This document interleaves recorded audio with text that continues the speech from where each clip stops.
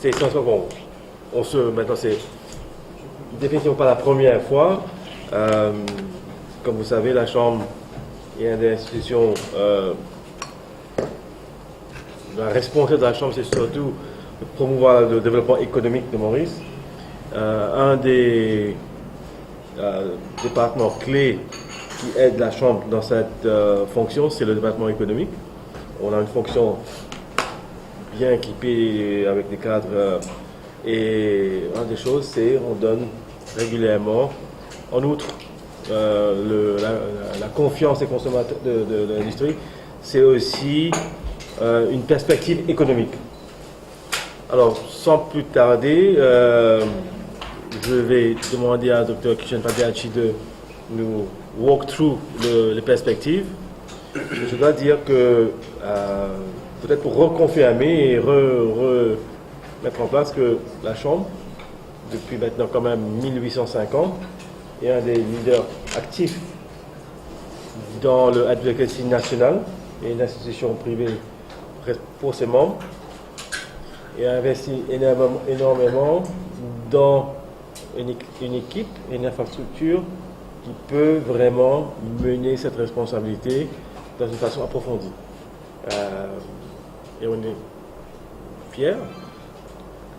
On a pu attirer une équipe solide, bien sûr menée par notre secrétaire général. Et le secrétaire général a sous lui une équipe solide qui fait des analyses approfondies à l'aide des cadres, qui utilisent les ressources nationales et internationales pour vraiment délibérer et donner quelque chose qui est mûrement réfléchi, basé sur des faits, des facts, et qui sont nécessaires vraiment pour faire un développement, un commentaire économique correct. Alors, sans plus tarder, je vais demander à Dr. Padehachi de nous walk through un peu quelles sont les perspectives 2018 pour Maurice.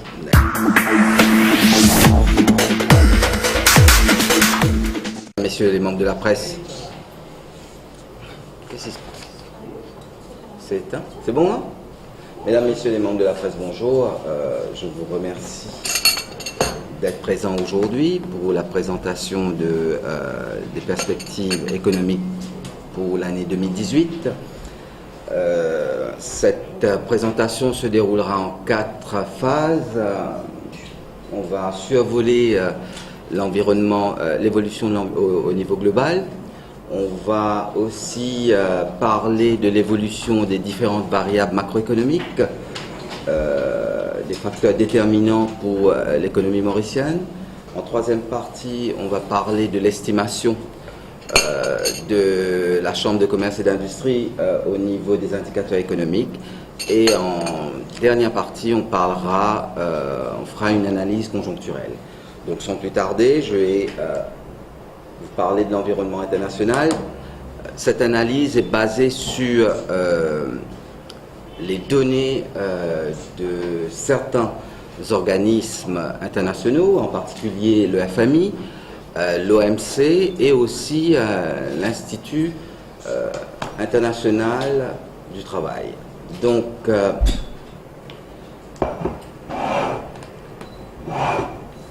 les perspectives globales. Quand vous regardez, en général, le FMI il publie 2 fois l'an son rapport sur les perspectives de l'économie globale. Ça sort au mois d'avril et ça sort au mois d'octobre. Et depuis une dizaine d'années, en tout cas depuis le début de la crise, la grande crise financière, on avait l'habitude que ça commence au mois d'avril avec des taux de croissance, des prévisions de taux de croissance assez optimistes, et au mois d'octobre avec des prévisions plus pessimistes. On avait pris cette habitude, le FMI avait pris l'habitude de ramener à la baisse ses prévisions de croissance au niveau global au mois d'octobre. Et cette année, au mois d'octobre, c'est le contraire qui s'est passé. Les experts du FMI ont amélioré de 0,1 point leur prévision de croissance, que ce soit pour l'année 2017 ou pour l'année 2018. ils observent que la reprise s'est raffermie courant 2016 et que la croissance s'est accélérée en 2017. Pour eux, la croissance économique en 2017 devrait être de 3,6% et en 2018 de 3,7%, soit une hausse de 0,5 points par rapport au taux de croissance de 2016. Ils font des prévisions pour jusqu'en 2020 et pour eux, ils sont dans des perspectives un peu modérées et ils estiment que la croissance va tourner autour de 3,7% jusqu'à 2020. Les experts de cette institution vont même plus loin avec leurs analyses cette fois-ci. Ils vous disent que par rapport sur les 10 dernières années, cette croissance est plus équilibrée. Plus de 75% des pays concernés vont voir une accélération de leur croissance en 2018 par rapport à 2017. Et ça, on ne l'a pas vu depuis plus de 10 ans. Donc, c'est une croissance un peu plus homogène. 75% des pays vont observer une amélioration de leur perspective en 2018. Donc, à partir de là, on est allé vérifier un peu les autres estimations par rapport au commerce mondial, l'inflation et le taux de chômage. Et là aussi, on voit qu'il y a une certaine amélioration. Pour le commerce mondial, par exemple, en 2016, on avait eu un point bas, un taux de croissance de 1,3%. On se rappelle tous, il y a eu l'élection de Trump, il y a eu le Brexit. Donc, certains experts pensaient même qu'on allait avoir peut-être une deuxième grande crise au niveau global. Mais heureusement, ça s'est calmé. Et dès 2017, il y a une hausse conséquente des échanges au niveau global, avec un taux de croissance de 3,6%. Et là aussi, l'Organisation mondiale du commerce, ils deviennent un peu plus modérés dans leurs estimations maintenant, et ils prévoient donc un taux de croissance de 3,2% pour 2018, quand même en nette hausse par rapport au taux de 2016.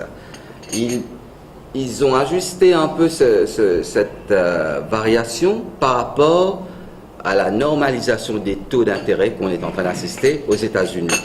Et en se disant que peut-être au niveau de la zone euro, on va avoir un resserrement des crédits.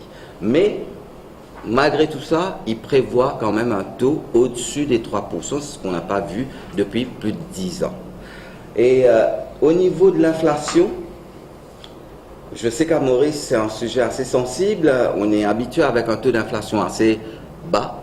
Mais sachez qu'au niveau global, suite à l'épisode où on a frôlé la déflation dans certains grands blocs au niveau régional, le FMI, dès que le taux d'inflation tourne autour de 3%, ils vous disent que c'est un taux raisonnable.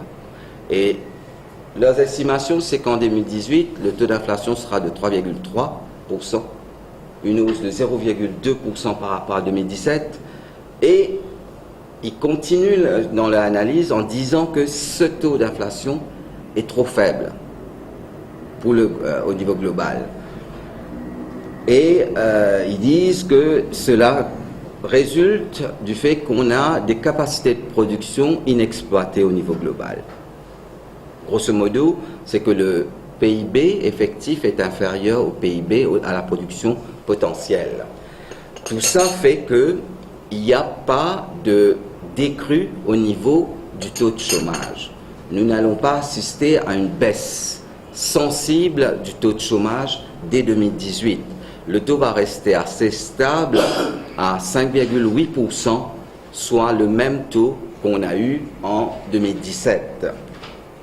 En partant de ça, maintenant, nous avons utilisé les données de Statistics Mauritius et nous avons fait nos propres estimations pour les facteurs déterminants de la croissance locale. Nous utilisons énormément de facteurs, de variables, et dans cette présentation et dans le rapport, on se concentre que sur 3, à savoir la consommation, l'investissement et le niveau des exports de biens et services. Et c'est là que on va aller dans le fond de l'analyse. Au niveau de l'investissement, vous savez, l'investissement, c'est réellement le catalyseur du produit intérieur brut. C'est ce qui permet de réaliser la production immédiatement, mais aussi permet la production future. Quand vous investissez, c'est ça vous permet de faire de la production, donc de créer du PIB aujourd'hui et demain. Donc, au cours de la dernière décennie, nous avons eu une période assez difficile.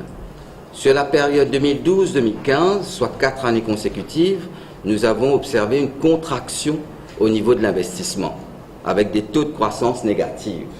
Et si vous regardez sur le graphique, 2014 et 2015, nous avons eu quand même des taux négatifs assez élevés, avec un taux de croissance de moins 6%, et moins 5,4% en 2015.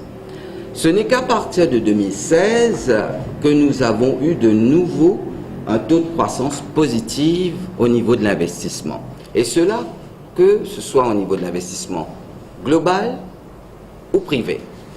Et cela en soi, c'est ce qu'on appelle, ce que j'ai dit, c'est le turning point concernant l'évolution économique à Maurice. Parce que ce taux de croissance indique qu'on est en train de reconstruire notre capacité de production. L'amélioration de ce taux de croissance implique que nous sommes en train de reconstruire notre capacité de production et en soi, cela va avoir un effet sur le PIB actuel. Et pour 2016, donc, on a eu 3,7%.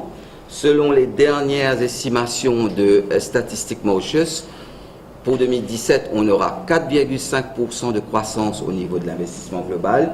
Et nous, au niveau de la Chambre, au vu de l'évolution de l'indice de confiance et aussi de ce qui se passe au niveau des projets publics, nous estimons que cette reprise des investissements va se poursuivre en 2018 avec un taux de croissance de 5%. Cette évolution de l'investissement correspond avec l'évolution de notre indicateur de confiance. Dans notre indicateur de confiance, la reprise de l'indice s'est déroulée lors des 3 derniers mois de 2016. Et depuis cette période, l'indice évolue en zone favorable, au-dessus des 100 points de base. Donc cet indice nous permet réellement de voir l'évolution au niveau des investissements. Comme quand vous regardez, si on a un indicateur de confiance des consommateurs fiable, vous allez le voir aussi avec l'évolution de la consommation, du taux de croissance de la consommation. Donc, au niveau de l'investissement, nous prévoyons un taux de croissance de 5%. Au niveau de la consommation, c'est un peu la même chose. Nous étions habitués avant, sur la période post-crise, à avoir des taux de croissance de la consommation d'environ 5%. Tous les ans, c'était 5% de consommation. Il ne faut pas oublier, je sais qu'il y a un certain... on pense que la consommation, on n'en parle pas trop, mais la consommation, c'est quand même plus de 80% de notre PIB. La consommation, l'impact d'une relance de la consommation ou d'une hausse de la consommation est immédiate sur le taux de croissance économique. Selon nos estimations, une hausse de 1% de la consommation résulte à 0,5% du PIB. Et la consommation à Maurice, j'entends souvent qu'on parle de consommation qui est importée ou que 100% des produits sont importés. C'est la consommation de biens et services. À ma connaissance, l'eau, l'électricité, la télécommunication, la production de nombreux produits, la consommation de légumes, de poulet, etc., c'est local. Selon les estimations, plus de 50% de la consommation, c'est local. Donc, quand vous avez une hausse de la consommation, cela a une répercussion immédiate sur le PIB et aussi sur l'investissement futur et sur le taux de croissance potentiel après. Donc, après une période où on a eu des hausses, on va dire modérées, qui se situaient en 2,5 et 2,9%. Cela est compréhensible parce qu'en période de crise, les consommateurs deviennent plus prudents, donc ils adoptent ils ont des anticipations négatives et adoptent un comportement prudentiel et limitent les achats. Donc après cette période, nous constatons que selon les données de Statistiques Mauritius, le taux de croissance de la consommation va de nouveau dépasser la barre des 3%. Et nous, au niveau de la MCCI, avec la mise en place de certaines mesures, en particulier des mesures pour la relance de la demande, qu'est le Negative Income Tax ou le salaire minimum, nous estimons qu'il y aura une injection nette d'environ 2 milliards de roupies dans l'économie, ou 3 milliards bruts. Donc cette injection dans l'économie mauricienne ferait grimper le taux de croissance de la consommation à environ 3,6%. Si je me base sur notre modélisation économétrique, on a déjà pour 2018 2% de croissance avec la hausse de la consommation. Donc pour la consommation, on est grosso modo sur une tendance haussière. Maintenant, sur l'export de biens et services. Vous savez, quand vous regardez ce graphique, vous voyez qu'il y a eu des fluctuations énormes. C'est normal, ce sont les aléas au niveau global. On n'a aucun contrôle sur ce qui se passe à l'échelle mondiale. Les crises successives affectent la demande au niveau international. Donc on a des problèmes au niveau local. Il y a aussi le taux de change qui rentre en jeu, la compétitivité de Maurice par rapport à certains produits ou certains pays producteurs, ce qui fait que on a eu des périodes assez difficiles. En particulier, on regarde sur le passé récent, on voit que le taux de croissance de l'export était négatif à moins 0,7% en 2015 et moins 4,9% en 2016. Les estimations de Statistiques Mauritius nous donnent un taux de croissance des biens et services, je dis bien biens et services, de 2,5% pour 2017. Biens et services, ça englobe tout ce qui est produit, mais surtout le secteur touristique, le secteur financier, le secteur BPO, TIC. Donc, on aura un taux de croissance de 2,5% en 2017 et en 2018, nous estimons que ce taux de croissance va s'améliorer légèrement à 2,7%. Ce sont les trois principaux variables qu'on utilise dans l'estimation de la croissance économique. Nous utilisons aussi d'autres variables dans notre modèle économétrique. Par exemple, on utilise aussi les taux de croissance de l'investissement du passé. Parce que, comme je vous ai expliqué auparavant, c'est que l'investissement que vous faites aujourd'hui, ça a un impact sur la croissance d'aujourd'hui, mais aussi de demain.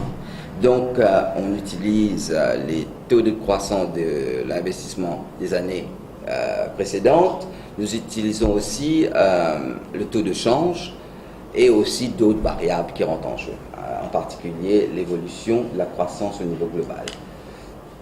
Donc, voilà, nous avons le graphique au niveau de la croissance effective. Vous voyez qu'à partir de 2015, où on avait eu 3,6%, 2016, nous avons eu 3,8%. Nous, au niveau de la MCCI, en utilisant les données de Statistiques Mauritius, en nous basant sur l'évolution de l'indicateur de confiance, notre taux de croissance pour 2017 est de 4%, aux alentours de 4%.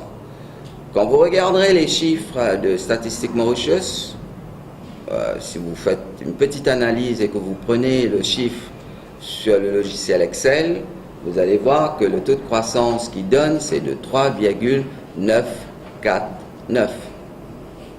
Donc, il nous manque 0,051. 0,051, c'est 200 millions de valeur ajoutée. Donc c'est rien du tout pour réellement passer au taux de croissance de 4%. Pour moi, on est proche des 4%, donc on est aux alentours de 4%. Mais ce qui m'intéresse, c'est plus qu'est-ce qui va se passer en 2018. En utilisant les données qu'on a en notre possession, avec la relance de la demande, avec le maintien d'une politique monétaire accommodante, avec des réformes structurelles, en particulier les réformes fiscales pour de nouveaux secteurs d'activité, que ce soit les taxes holiday pour le Pharmaceutical Hub, pour le Medical Devices Hub, pour les produits high-tech ou encore le Innovation Box, je pense que notre estimation nous donne un taux de croissance du PIB réel de 4,4% pour 2018. Le taux de croissance, donc on aura une amélioration de 0,4% par rapport à 2017. Ce qui est intéressant de voir, c'est notre capacité de production. Quand vous avez une amélioration de votre taux de croissance effective, quand vous avez une fluctuation, vous devez voir qu'est-ce qui se passe au niveau de votre capacité de production. De nos jours, l'analyse de la croissance potentielle, du PIB potentiel, est très importante pour l'analyse macroéconomique. Nous devons comprendre qu'est-ce qui se passe, quelle est notre capacité de production pour pouvoir estimer la reprise, pour voir est-ce que cette reprise est durable, est-ce que ce n'est pas quelque chose qui va être en un coup, et après qu'on aura de nouveau une baisse. Cette estimation de la production potentielle nous permet de voir l'évolution future. Notre estimation nous donne un taux de croissance potentiel de 4,1%. Cela en soi veut dire quoi? C'est que nous allons absorber toute la capacité de production l'année prochaine. Et que il devient maintenant, ça devient un impératif, c'est de travailler sur la production à Maurice. C'est de hausser notre capacité de production. C'est ça le message, c'est que maintenant, nous devons travailler pour améliorer notre production potentielle. Et aussi, maintenir cette politique économique expansive. C'est ça qu'on a vu dans notre analyse. L'analyse du FMI au niveau global aussi, c'est ça. C'est qu'ils vous disent qu'il faut maintenir une politique économique expansive, tout en maintenant commencer à travailler sur la production potentielle. Donc notre taux de croissance potentielle pour 2018 va être de 4,1%. Maintenant, on vient au taux d'inflation. Après, quand vous regardez l'évolution pour les 10 dernières années, à part 2011, où on avait eu un taux d'inflation de 6,5%, qui est un taux trop élevé, même si certains économistes, et non des moindres, par exemple Rogoff, qui est l'ancien chef économiste du FMI, qui préconise un taux d'inflation de 6% pour les pays émergents, ce taux est assez élevé. Le taux, vous savez, l'inflation, c'est le baromètre de l'économie. Pas d'inflation, c'est pas bon. Trop d'inflation, c'est pas bon non plus. Il faut avoir une inflation modérée. Donc, le taux d'inflation qu'on a eu se situe en 2,5% à 3,2%, à l'exception de 6,5% en 2011. C'est l'évolution du taux d'inflation en 2009 et 2014. 2015-2016, c'est 2 années où c'était assez dangereux. Le niveau de l'inflation qui était à 1,3% et 1% indiquait clairement qu'on était en dessous, mais réellement en dessous de notre potentiel. On travaillait, notre croissance effective était réellement en dessous de notre potentiel, c'est qu'on n'arrivait pas pour dire grossièrement, vendre ce qu'on était en train de produire. Donc, ce taux d'inflation n'est pas recommandable. Ce n'est pas un taux d'inflation d'équilibre. Le taux d'inflation d'équilibre à Maurice se situe entre 3 et 4,5%. Donc, depuis 2017, selon les estimations de la Chambre de commerce et d'industrie, nous allons avoir un taux d'inflation de 3,5% en 2017. Donc, c'est une normalisation des taux d'inflation.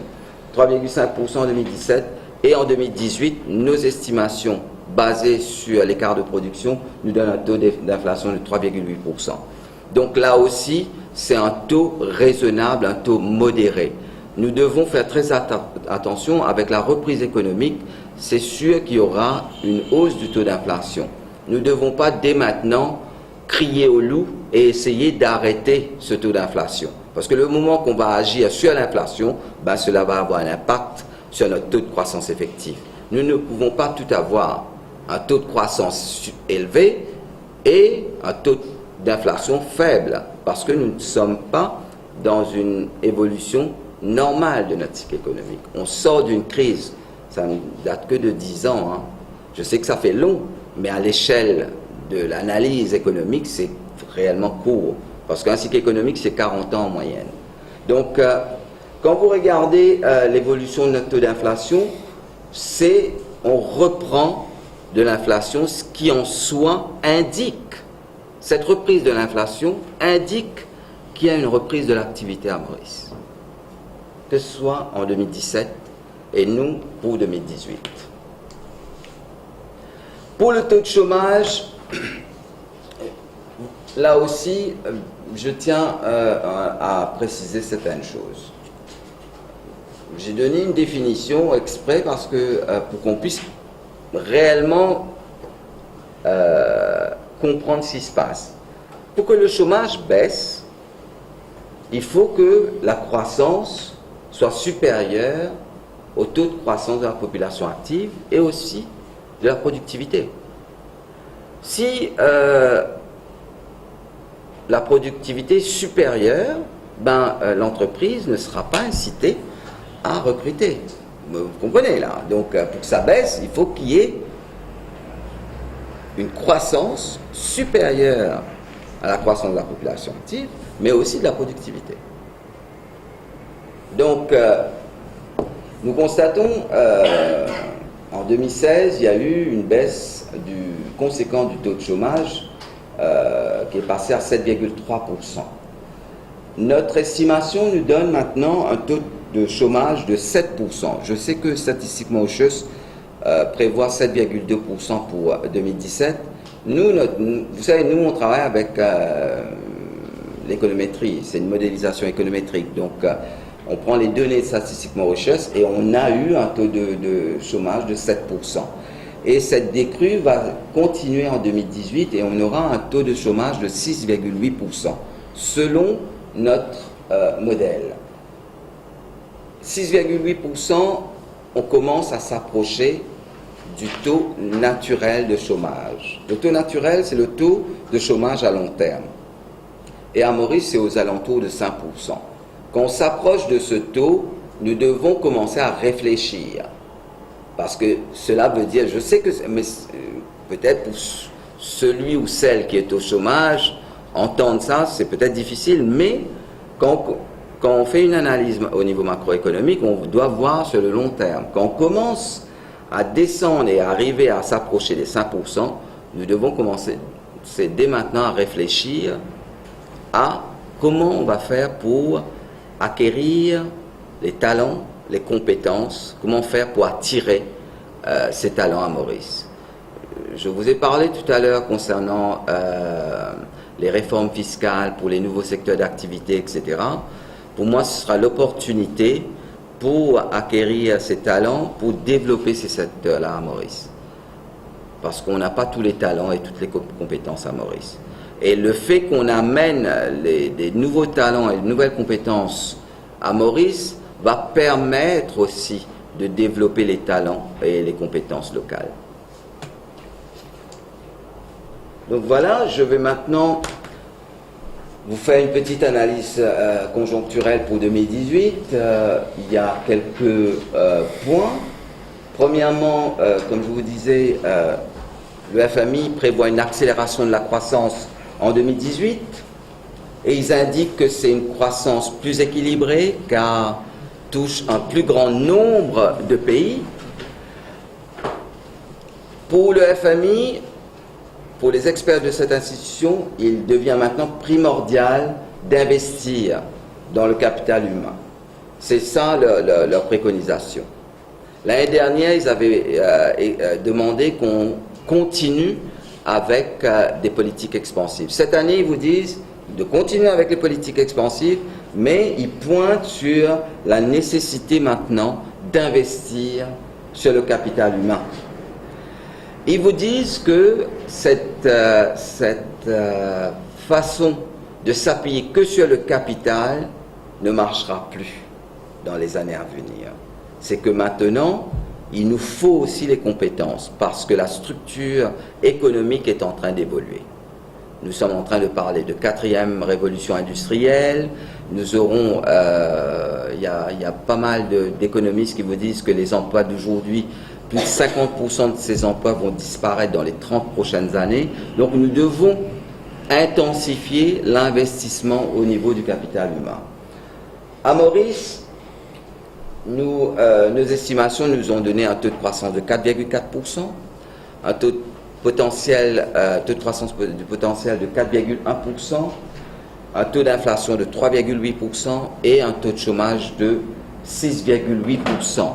Nous pouvons dire que la reprise est là, la reprise est réelle, sauf que nous devons tout faire pour maintenir cette reprise. Ce n'est pas le moment pour adopter des politiques contre-cycliques. Ce n'est pas le moment pour venir dire oui, il y a des tensions inflationnistes, il faut normaliser les taux, etc. Non, nous avons une légère reprise, l'activité va reprendre. Cela est dû à la politique, à l'adoption d'une politique économique et monétaire accommodante. Maintenant, à nous de continuer à nous appuyer sur cette politique pour réellement avoir une amélioration sensible du taux de croissance. C'est la seule façon pour nous de baisser le chômage et d'améliorer aussi notre potentiel pour le futur. Nous avons, le dernier point, c'est que notre capacité de production est à son maximum. 10 ans après la grande crise, nous pouvons dire que cette période, en tout cas l'analyse qu'on a fait au niveau de l'environnement international et aussi avec ce qui se passe à Maurice, on peut dire que cette période est refermée. C'est refermé depuis 2016-2017 et que maintenant on est sur une phase ascendante de notre cycle économique. Au bas de cette phase, à nous de travailler, de continuer à adopter des politiques économiques qui soient en phase avec notre évolution économique pour qu'on puisse intensifier notre croissance économique pour la suite. Je vais m'arrêter là. Vous avez eu un rapport qui est plus complet. Si vous voulez par la suite, je peux vous envoyer aussi une copie en soft. Et maintenant, si vous avez des questions, ce sera un plaisir de vous répondre.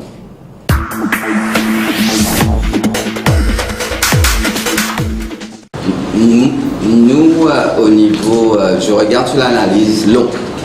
Donc, quand je regarde ce qui s'est passé depuis 2009, 2010, où c'était des baisses, et après 2012, c'est là qu'on avait eu une baisse sensible de notre indice de confiance, et c'était des taux négatifs. Maintenant, il y a une reprise. Est-ce que cela va se confirmer en 2018? Nous, au niveau de la MCCI, nous pensons que oui, et au vu des enquêtes qu'on a faites, le taux de croissance sera à 5%, mais bien sûr que le taux de croissance de l'investissement va être élevé, mais bien sûr que le taux d'investissement est encore à un niveau faible, parce que c'est autour de 17,5. Mais je sais, j'ai entendu 20%, 25, 30, 50, ça peut être, vous savez, en Chine c'était à 45% à ce moment. Le taux d'investissement qui est le niveau de l'investissement sur le PIB, c'est l'un va entraîner l'autre. On n'est pas dans une phase, comme je vous dis, d'évolution normale de la croissance économique, où vous aviez des taux de croissance assez élevés. Pendant quelques années, on a eu une évolution d'un taux de croissance économique qui était inférieur à notre potentiel. Donc il n'y avait pas réellement d'incitation pour investir. C'est le moment qu'on commence qu'on est arrivé au maximum de notre capacité de production. Là, l'incitation est réelle pour les entrepreneurs d'investir. On a l'impression que l'effort vient plus de côté du secteur public que du secteur privé. On a eu quand même une hausse de l'investissement privé, je crois de 6% en 2016.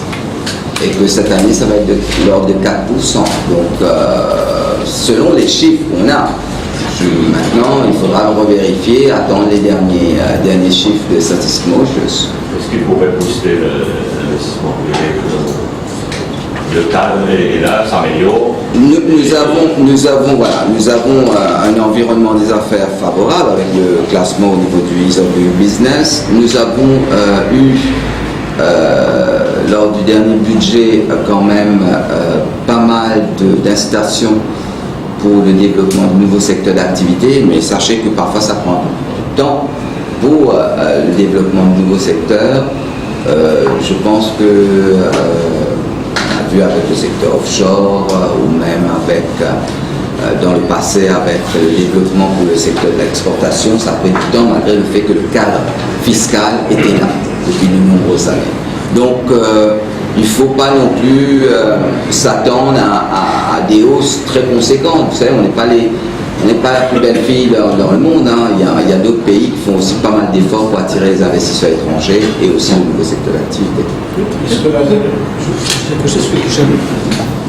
Lorsque nous publions l'indice de confiance, bien souvent les gens disent mais vous trouvez-vous que l'économie va bien ou que les investisseurs sont confiants, les entrepreneurs sont confiants, et on se pose la question, on a toujours dit avec Cham que c'est pas une question de mood qu'on est en train de sonder, mais ce sont des faits. Il y a des questions, c'est systématique, c'est méthodique, et on a eu un déclic à partir d'une certaine année où nous sommes en train de payer au-dessus des 100. Donc, on ne réalise pas cela. Pour vous, c'est peut-être de temps en temps, mais effectivement, le trend est là, ce que tu viens de dire, que j'aime. C'est une corrélation, mais effectivement, tu vois ce déclic. Qu'est-ce qui s'est passé, effectivement? C'est que les entrepreneurs, comme d'habitude, je trouve que c'est un peu le tissu économique du pays. Donc, à un moment, on attend, et puis après, on se dit, voilà, on dirait c'est le marché, parce qu'il n'y a pas eu de fermeture, il n'y a pas eu de massive retrenchment, etc. Donc, les gens, peut-être, les marges sont sous pression, leurs marges sont sous pression, mais quand même, ils se disent, mais nous avons confiance dans l'avenir. Donc, ça a toujours été le moteur, je pense, après secteurs, au niveau du tourisme, donc il y a certains secteurs, c'est vrai, qui sont passés par une phase de transformation. Mais aujourd'hui, dans le secteur des services, on n'a qu'à voir les acquisitions qui sont en train d'être faites par des multinationales étrangères sur Maurice, et ils cherchent justement les gens, parce que nous avons aujourd'hui, si on y croit et on fonce davantage sur le secteur des services, c'est tout comme le secteur de ICT BPO. Aujourd'hui, nous avons, en termes de cost arbitrage, nous sommes un tiers moins chers que des centres comme Luxembourg ou des centres comme l'Irlande, Coke, etc. Ça, c'est que sur le financial BPO. Donc, je ne parle pas de call center, etc. Je parle du secteur du global business, où aujourd'hui, c'est plus une question de taxe arbitrage, mais c'est de la compétitivité en termes de services. Donc, je trouve qu'il y a eu beaucoup qui a été fait dans ce domaine. Donc, on ne le sent pas, mais finalement, lorsqu'on voit les chiffres, après on se dit, mais finalement, c'est 4,4. Donc, je sais toujours qu'à la Chambre, on a toujours été très conservateur, n'est-ce pas, Michel? Parce que lorsqu'on avait annoncé 5,5, on dit, bon, peut-être ça va venir dans le temps. On s'est toujours fait crier dessus, parce que quand on était la première institution à indiquer en 2011 qu'on allait descendre en dessous des 4%. Et je sais que ça n'avait pas fait plaisir, mais c'était basé sur des analyses. En fait, l'analyse économique, c'est l'analyse du long terme. Les données sont factuelles. On ne peut pas... ça évolue. Donc, on avait vu ça avec notre environnement des affaires. Et cette fois-ci, on est en train de dire qu'il y a une reprise qui est arrivée à partir de 2016.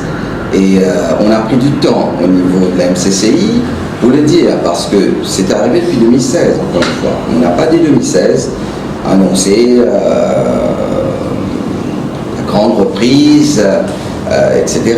On a attendu pour analyser réellement les données, pour voir qu'est-ce qui se passait et est-ce que c'était réel, est-ce que ça allait être durable dans le temps. Et on a vu que 2017 aussi, il y a une poursuite. Il est vrai qu'au niveau des dépenses d'investissement public, on a toujours cette question de l'implémentation. Mais sachez quand même que, je le dis comme ça, j'ai déjà dit, on ne peut pas doubler en une année le niveau des investissements publics. Il faut comprendre qu'il y a un niveau d'implémentation, il y a des lois et tout ça à son temps, mais les projets sont en train d'avancer et cela aussi aura un impact sur la croissance économique. Mais nous, on regarde aussi, notre analyse est basée aussi sur la demande, en particulier la demande liée à la consommation. Et on a été parmi les premiers à demander depuis 2014 une relance de la demande. C'était une analyse faite aussi au niveau du FMI et on a eu certains éléments, certaines mesures ciblées cette année, l'année dernière et surtout cette année qui vont permettre aussi de faire cette relance au niveau de la demande. J'ai une question, je ne sais pas si ma question va être logique pour vous. Hier, il y a le MPC qui a maintenu le repo rate à 3,5%. Oui. Est-ce que ce taux sera-t-il favorable pour 2000? Est-ce que ce taux est... Ben, excusez, je fais partie de la MPC, je vais laisser au président de répondre à cette question. Je crois que, premièrement, le move du NPC et le BOM était à créer quand même un environnement plus accommodating, comme on dit. En maintenant le repo rate à 3,5, c'est clair dans leur statement. Et bon, Canon United concorde qu'effectivement, en gardant ce taux, ça va préserver cet environnement facilitateur, si vous voulez, pour l'investissement. Maintenant, il faut bien sûr gérer en fonction de l'inflation, mais c'est clair qu'on n'aura pas des zigzags. Et on regarde déjà avec l'exemple américain, anglais, européen et même japonais, que les banques centrales ont correctement vu la nécessité d'intervenir et créer un environnement monétaire très flexible pour pouvoir relancer les économies qui, comparé à la nôtre, étaient dans une situation beaucoup plus difficile. Depuis 2007-2008, le crash américain, le Fed a été très agressif. C'était suivi, bon, les Japonais bien sûr sont taux négatifs. Draghi a suivi agressivement aussi la banque d'Angleterre. La banque d'Angleterre maintenant a commencé à resserrer. Et même Draghi qui aura même maintenant, quand on regarde le rapport, le dernier rapport de cette semaine, ou avant-hier même, tout le monde conclut que l'économie européenne roule sur tous les cylindres, mais ils ont préservé et ils ont dit on va voir l'année prochaine pour voir si on va commencer à resserrer. Parce que l'inflation était toujours dans des zones très correctes ils sont encore très bas, mais je pense qu'une inflation entre 2 et 4% sont des zones dépendantes de l'économie très correctes pour garder. C'est pas nécessaire de compenser. Parce que si c'est entre 2 et 4%, le taux d'intérêt est juste. Maintenant, à voir, est-ce que ça va être plus? Et est-ce que là, le BOM doit voir et dire est-ce que on va remettre maintenant les pendules et resserrer un peu le moteur parce qu'on a mis trop d'essence. Et pour le moment, je suis assez confiant qu'à 3,5, Il faudra garder ça quand même pour au moins un bout de temps. Et je dois dire que maintenant, quand on regarde l'économie mauricienne, commentant un peu sur le build-up sur les dernières années, je ne dis pas systématiquement, mais c'est effectivement systématiquement, le public et le privé est en train de refaire les secteurs clés de l'économie. Quasiment ensemble, dans une façon de parler. Le moteur touristique est quand même maintenant bien lancé. Complémentarité, investissement, bon, c'était un peu ralenti maintenant, c'est relâché par le privé aussi. 11 hôtels sont en rénovation, 2 hôtels en construction, des termes d'intérêt aussi, parce que le groupe KRMJ est en train de commencer un hôtel en janvier. Mais il y a une relance dans les nombres de chambres.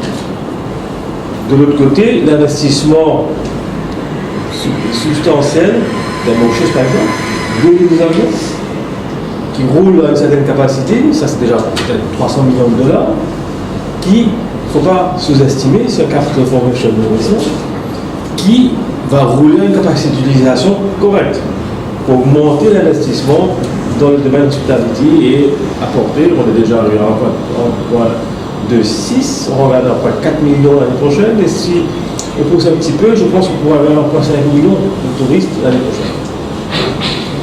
Très très correct. Secteur financier, pareil, là on parle des services, qui étaient plus dans la ligne mauricienne. Le secteur des services, complémentarité avec l'hospitalité, parce que c'est clair que pour évoluer dans un environnement de Global Financial Center, pour attirer les cadres, la structure juridique depuis les 2 derniers budgets sont nettement plus favorables pour créer des regional officers, etc. Même le Banking Act a été modifié, amendé et amélioré pour accepter des regional officers, banking officers à Maurice. Cette complémentarité avec Financial Services, c'est clair que si on attire plus, et on peut voir une certaine maintenant relaxation, surtout dans le dernier budget, ou l'ouverture. Maintenant, l'expatrié peut acheter un appartement n'importe où, qui facilite le développement de cadres internationaux, d'investisseurs internationaux, pour dire ok, maintenant c'est pas nécessairement il faut acheter une URS, mais si mes cadres viennent à Maurice, ils peuvent même acheter un appartement de 100 000 $, 200 000 $, et ça va attirer, comme à 50 ans par exemple, beaucoup de cadres achètent un appartement, parce qu'ils ont un housing allowance et ils préfèrent acheter que de louer. C'est clair. Le marché est fluide à Maurice maintenant, même pour les appartements. C'est clair que maintenant, si c'est ouvert aux expatriés, le marché est beaucoup plus ouvert. Donc, secteur par secteur, on commence à en mettre. La construction aussi est en croissance. Mélange du privé et du public. Privé, c'est sûr, c'est un peu IRS driven. C'est clair, c'est de l'investissement.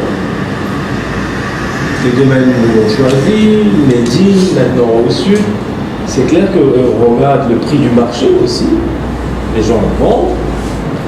Les clients viennent et le gouvernement a ouvert et a mis en place les systèmes de PDS, etc., a mis des environnements très propices à l'investissement et ils ont aussi maintenant en train d'investir dans l'infrastructure.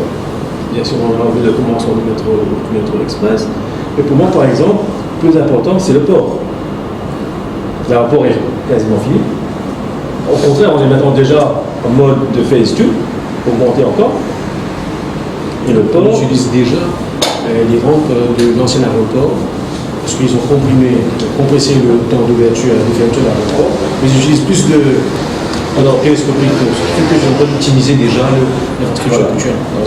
C'est des investissements énormes qui rentrent et qui sont en train de, je ne dis pas des white elephants, mais c'est des investissements qui ronronnent déjà au commencement.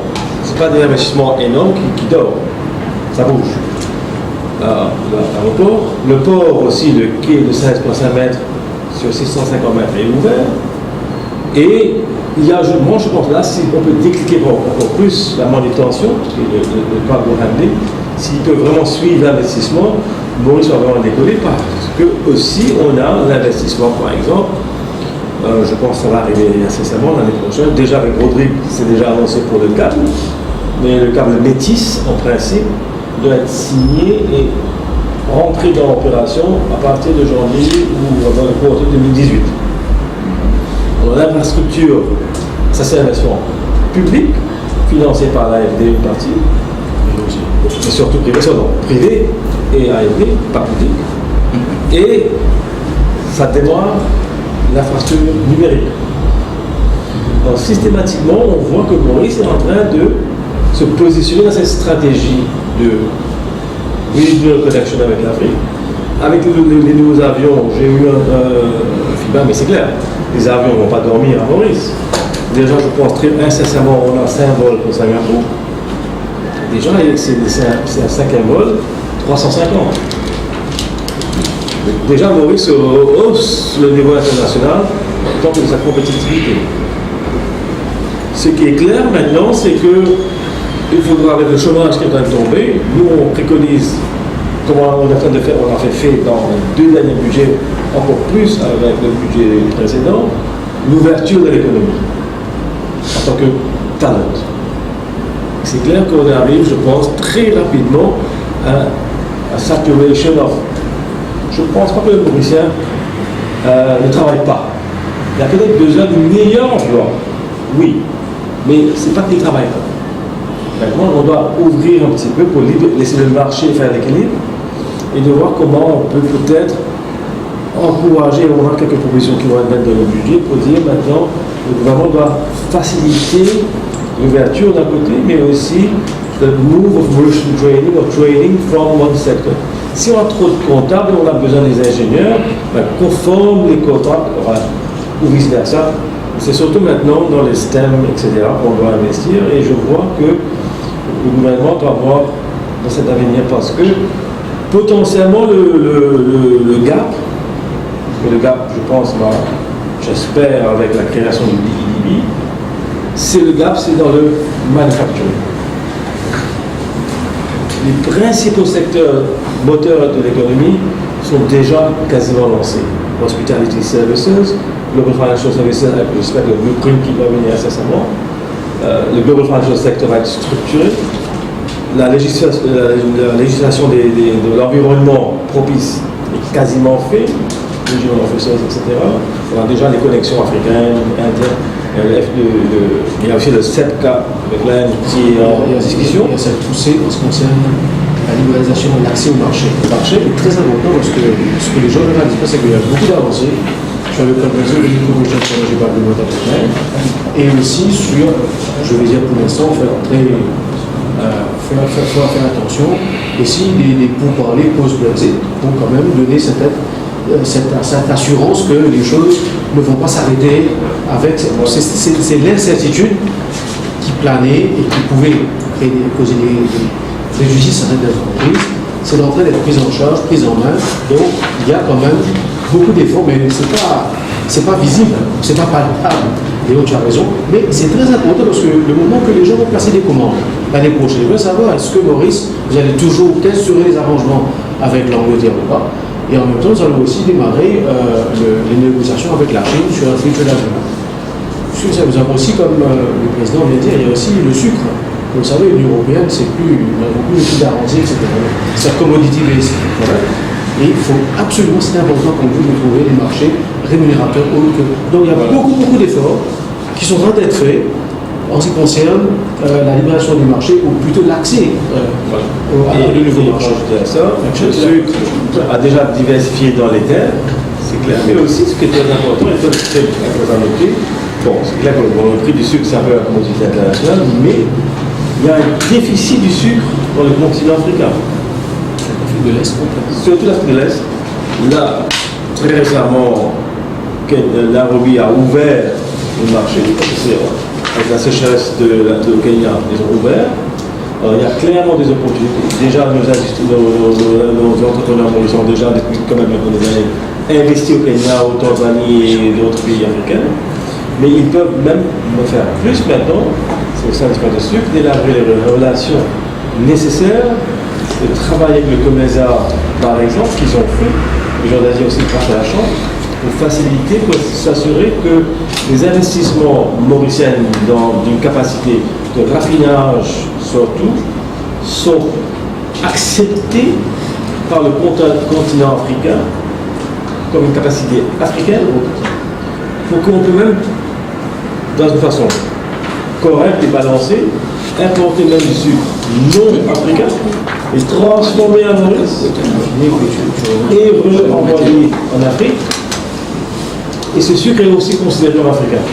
Parce que la transformation, quand même, le raffinage est assez conséquent, on va le rejeter, et accepter d'une façon structurée pour quand même apaiser les craintes africaines que c'est comme, c'est pas aussi Maurice devient un petit, comme si in-out pour que le sud brésilien rentre et repart en Afrique, qui quand même, on ne va pas quand même demander kill the golden goose, on va pas tuer.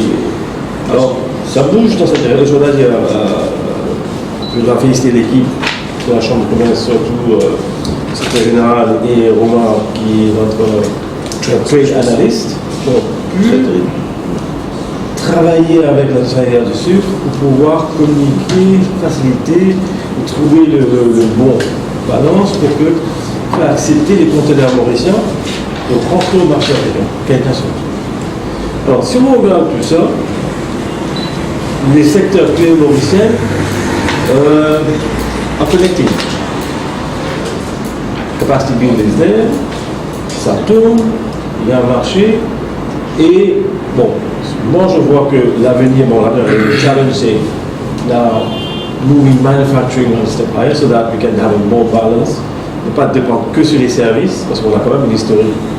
On a créé cette génération, notre génération, et un produit du textile finalement. Le développement économique qui nous a nourri, c'est le textile. Qu'est-ce qu'on va donner à la prochaine génération? C'est ça qu'on doit ajouter. On ne peut pas que dépendre sur les Global Financial Services, mais il faut quand même attirer, parce qu'il y a des opportunités dans la fabrication. Plus haut de gamme, intellectuel, patent-driven, que le gouvernement s'est déjà créé, surtout on l'a bloqué comme ça, une législation qui facilite des fiscal incentives pour investir in more choses. Enfin, c'était une de nos recommandations de la Chambre. Je dois dire que la Chambre était peut-être pas la seule, mais était peut-être la voie la plus forte dans le budget mémo de l'année dernière pour pousser ça. Parce qu'il y a aussi quelque chose qu'on est en train de demander à chaque fois, des incitations, etc. C'est en train de dire, voilà, le secteur privé, on donne des incitations, il faut qu'on fasse telle ou telle chose. C'est bien. Mais à ce moment aussi, il faut qu'il y ait cette rationalisation aussi au niveau des services. Nous avons aussi besoin du support. Donc il faudrait que les services soient bien structurés pour que, finalement, pour les entreprises mauriciennes, le ease of doing business, c'est pas, on dit toujours cela, c'est pas uniquement pour les industriels étrangers, c'est aussi pour les entrepreneurs mauriciens, mais il y a aussi le cost of doing business. Alors, chaque fois qu'il y a l'efficience pour le système, effectivement, ça impacte sur les coûts. S'il y a une efficience accrue au niveau du port, ben, les coûts de manutention seraient moindres, et donc sur le coût de production, ça va être obligé. Le coût de l'énergie, pareil. Donc, chaque décision, donc c'est très important, parce que finalement, ça fait partie d'un tout. Et aussi, on a dit qu'il faut travailler dans une stratégie nationale. On ne peut pas créer des secteurs nouveaux si les ressources mauriciennes sont peut-être, je ne dis pas fracturées, mais ils travaillent en parallèle, sont connectés. Si la BOE, par exemple, a dans son viseur de créer, comme on l'a dit maintenant, le gouvernement a mis des farms religieuses, etc., dans les zones, et l'ANSCOP a déjà mis un peu le terme maintenant. Il faudra trouver les investisseurs dans le pharma. Mais est-ce que, si on fait ça, est-ce que par exemple, la société, l'organisation qui est responsable de créer la formation mauricienne, est-ce qu'elle est au courant? Parce que si on fait, je ne sais pas, Pfizer par exemple, ils auraient maintenant une usine à Maurice pour exporter votre, je ne sais pas, un produit en Afrique. Très bien, on a une usine de pharmaceutique à Maurice. L'usine de pharmaceutique a besoin de multiples entrants. Il faut un supply chain. Et ça va être bête s'ils apportent ces choses-là. Peut-être ils tapent des bouteilles pour faire les injections, les petits vials, etc. Le packaging, etc., etc. Même les fournisseurs, la formation. Parce que pour faire une machine de format, c'est pas une machine de textile, mais c'est pas loin. Mais qui est-ce qui prépare l'infrastructure mauricienne? Dans 2 ans, peut-être, ou dans 1 an, on aura un Pharma Village à Maurice. Est-ce que quelqu'un qui est dans la fabrication pour le food packaging, par exemple, est-ce qu'il est au courant? Est-ce qu'il a préparé son fabrication de bouteilles pour faire aussi des bouteilles pour la pharmacie? Il peut faire un droit fabriqué, il peut-être doit aller dans des salons internationaux, parler à son fournisseur de machines de bouteilles. Vous savez qu'il y a des projets peut-être, mais ça prend du temps de développer ça. C'est aussi facile d'entrer dans le marché africain, notamment au Kenya. J'ai vu qu'il y avait quelques difficultés récemment. Écoutez, le commerçant nous donne une opportunité. Il faut le travailler. C'est clair déjà que beaucoup de ces grandes sociétés internationales, ils ont une stratégie africaine. Ils ont, par exemple, je prends l'exemple de Sika que je connais un petit peu, ils ont déjà une usine en Sud-Afrique, à Cape Town, très grand, et une usine en Uganda. Mais, si je fais une analyse maintenant indépendante, le inland logistics est tellement cher. Puis pour exporter de Sud-Afrique pour envoyer disons, en Uganda, c'est très cher. Tu l'as dit l'autre jour, c'était $4 000 pour envoyer $4 000 pour un conteneur. Je vais vous donner un exemple. Pour exporter de Maurice à Dar es Salaam, je crois que c'est $650 le conteneur. De Dar es Salaam pour aller à Kigali, c'est $4 000. Et pour aller en DRC, c'est $11 000. $11 000 pour aller au Congo. Alors, si vous êtes en Sud-Afrique, ça va être $10 000 ou $15 000 pour aller. Alors, Maurice, on a le port de Maputo, le port de Dar es Salaam, le port de Mombasa, à 10. Alors, on a vraiment accès, Madagascar, bien sûr. C'est tout important d'aller manufacture on-site. Tu vois, alors, comment tu vas créer des zones on parle anglais, français, réflexif. C'est peut-être mieux pour l'Indien ou le Chinois, les grands fabricants des produits pharmaceutiques par exemple, comme les Européens. Mettez l'usine à Maurice, apportez en bulk le produit ingrédient, ou même fabriqué, mais mettez en sachet ou en capsule le tablet making, des inhalers, la crème, ou parce que un produit pharmaceutique, c'est delivered in many different types of forms. Juste pour le medical device, HS code, c'est 90-18. HS code 90-18. Medical devices. Le duty en est combien? 25, 15 ou 25%? 25%. Imaginez-vous que nous avons une société mauricienne, la tech, qui exporte chez l'Inde et qui paie 25% et still trying to be competitive. Maintenant, avec le 7 cas, les 25% disparaissent. Imaginez-vous ce que nous allons pouvoir faire sur un marché indien. Et ce que les gens disent qu'on va exporter sur l'Inde, très bien. Mais on peut exporter de l'Inde, mais aussi en Afrique. L'avantage, c'est Maurice. L'Indien, il dit à le Chinois, dit, ah mais pour eux, le minimum, c'est un conteneur. Un conteneur de médicaments, un seul type de médicaments, c'est peut-être 6 mois le besoin du Kenya. Et s'il n'y a rien à Maurice, comme avec le conteneur, à Maurice, on fait une étiquette en swahili, une étiquette en portugais, une étiquette dans la langue éthiopienne, et on met le standard, on fait un packaging séparé, on envoie petite quantité, et ils peuvent être beaucoup plus efficaces. Ce n'est pas l'usine indienne ou chinoise qui va faire tout ce travail. Et on a tout le back-office, le suivi de business, tout l'aspect advice, parce qu'on peut créer un Maurice depuis. J'ai personne qui m'ont parlé les langues parce que le pharmacien dit le pharmacie quel est le truc, quel est le technical information required. On peut donner une solution. Alors, c'est un exemple. Et c'est ça que qu'on dit que le BOI, le Enterprise Mauritius qui doit faire le Capability Mauritius et potentiellement le FSPA si on les fait, si on fait des travaux ensemble, c'est beaucoup plus synergie parce que le planning, il faut un planning. Trade and investment are two sides of the same coin. Voilà. Et juste pour, je ne voulais pas oublier ça, si vous me permettez. Cher Rodrigue, ce n'était pas parce que nous étions en retard, nous étions en avance parce que nous avons lancé, depuis ça fait un bout de temps, MSA Business School a lancé des cours BTS informatique à Rodrigue. Nous sommes la première institution tertiaire, effectivement, à développer des cours à Rodrigue.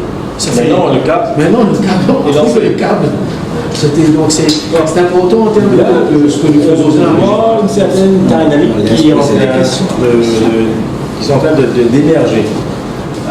On n'a pas tout, mais aussi on doit peut-être pour conclure, les mesures que aussi on a préconnues d'une certaine façon, par exemple le negative income tax, et c'est sûr que c'est complémenté par le minimum wage, ça va donner une certaine confiance, aussi bien tangible et intangible, pour relancer, je pense, une certaine, bon, bien sûr, à réduire après les cas, mais aussi donner une confiance de consommation qui va, j'espère, donner un mood de relance au niveau du niveau. Pour vraiment, parce que c'est ça souvent, c'est le plus grand moteur d'une économie, c'est le sentiment de confiance. Est-ce qu'on est à la veille du deuxième miracle économique? Quand on voit tous ces chiffres-là, on serait à la veille du deuxième miracle économique. Je vais répondre là-dessus. Miracle économique, je vais vous dire quelque chose, peut-être vous n'êtes pas au courant. Maurice est le seul pays qui, lors des 30 dernières années, a connu une croissance positive. C'est le FMI qui le dit. Donc pour moi, ça en soi, c'est miracle. Tous les autres pays, sur les 190 pays que le FMI fait des analyses, ils ont connu au moins une contraction au cours des 30 à 35 dernières années. Donc, pour répondre à cette question, oui, ce pays est miraculeux. Mais on n'est pas à la veille. C'est en permanence un miracle. Parce que beaucoup ne se rendent pas compte que maintenir un taux de croissance positive d'année en année, cela implique qu'on est en train de créer plus de valeur tous les ans, qu'il n'y a jamais eu une année de faiblesse. On est, même avec la plus grande crise économique, quand ils vont refaire l'analyse dans les 30-40 ans, ils vont voir que c'est la plus grande crise économique qu'a traversé le monde. On a quand même eu une croissance positive et que par la suite, on a continué à maintenir une croissance positive et cela est dû à notre résilience interne. Donc est-ce qu'on est à la veille d'un miracle économique? Je dis simplement, l'économiste qui analyse depuis le temps, on est un pays qui a eu la chance d'avoir connu en permanence une croissance positive et en soi, c'est un miracle. Tout à l'heure, vous avez dit tout ce qu'il faut faire, mais qu'est-ce qu'il ne faudrait pas faire? Qu'est-ce qu'il ne faut pas faire? Arrêter de travailler. Je pense que c'est clair que pour moi, un peu le challenge, c'est, je ne sais pas si c'est le responsable du gouvernement ou du secteur privé comme nous, soit avec aussi et d'autres, ce que était un peu, je ne sais pas magique, mais très très positif, quand on regarde 20 ans ou 30 ans de cela, peut-être que de 30 ans, Maurice était un pays d'entrepreneurs. Tout le monde a un business. Tout garage, tu rentres. Je vois plus ça. Je vois beaucoup plus. Ah, mais on va pas t'annuler des gouvernements pour gagner. Mais avec les jeunes. Même avec les jeunes ingénieurs qui retournent, les jeunes cadres qui reviennent, ils sont plus intéressés. Et même si les parents ont été des terres, etc., c'est de potentiellement pas dire, si je suis dans un peu le côté rural, allons faire une ferme bio parce que il y a tellement de touristes et ils veulent tout avoir goûté mauricien bio. Non. Préfère vendre le terrain là, acheter le taux, trésorier le taux, il y a un gouvernement soleil qui, alors, un enfant, 6 millions, poche. Plutôt que, on prend un loan, on va acheter un agriculteur, pour faire de l'internet, bio, sustainable farming, etc. On fait une petite histoire, on fait un peu de légumes bio, quelque chose de développement, un fruit exotique, ou quelque chose qui est très mauricien, qu'on peut vendre aux touristes, qui peut vraiment ajouter de la valeur pour ça. Ça, c'est l'entrepreneuriat mauricien doit relancer au niveau Parce que je me souviens, quand je suis rentré moi comme étudiant, voilà, j'étais un peu la chance, mon père avait créé Bonaire, etc. Et je me souviens, quand Bonaire a commencé en 72, il y avait 200-300 personnes tous les jours sur la porte qui faisaient là. Et puis quand on est arrivé dans les années 80, quand il tombe de Mauricien entrepreneur, il dit ah, ou bien l'étiquette, ou bien l'affaire, ou bien devenu agent, ou bien CMT, tout le monde travaillait, tout le monde était visible. Tout était CMT, tout était tout. On va plus être enthousiaste pour travailler sur le propre compte, prendre un petit lot, acheter un équipement, ou faire quelque chose. Bon, est-ce que c'est l'environnement? Mais c'est pas que l'environnement, je pense. La culture mauricienne, je pense qu'on doit retrouver cette culture d'entrepreneuriat. Ça, c'est là. Deuxième aussi, c'est de ne pas faire, c'est que c'est la République ou le gouvernement peut-être, de ne pas fermer l'économie. Il faut ouvrir l'économie. On a ouvert. Et on n'a pas peur. Mauricien a toujours, 30 ans, on a démontré notre robustesse entrepreneuriat, etc. On a confiance de ça. On doit être confiant pour faire accepter du capital et du talent externe et on va apprendre, améliorer et éventuellement surpasser. Comme on fait dans le textile. Les premières grosses usines, c'était les Chinois, les Hongkongais, les Taïwanais qui étaient venus. Et 5 ans, 6 ans après, manager mauricien, une entrepreneur mauricien. C'est la même chose dans les vidéos. C'était rapide, hein? Pas rapide, c'est très rapide. J'ai une question. Bon, oui, mais une petite question par rapport à l'investissement, c'est pour finir. Nous attendons qu'il finisse une lance dans le secteur de la construction, un secteur qui est appelé à faire bien peut-être l'année prochaine aussi. Aussi, nous trouvons que le secteur du tourisme n'est pas bien. Est-ce qu'il y a un secteur qui, à ce niveau, qui performe, qui se faisait performer bien et qui se trouvait qui perd un peu sur vitesse? Dans notre analyse, on est resté sur l'analyse macroéconomique, donc c'est global. On n'est pas descendu jusqu'à une analyse sectorielle pour 2018 parce que c'est trop tôt pour aller voir les différents secteurs. Mais sachez que dans beaucoup de pays, la relance passe par la relance du secteur de la construction.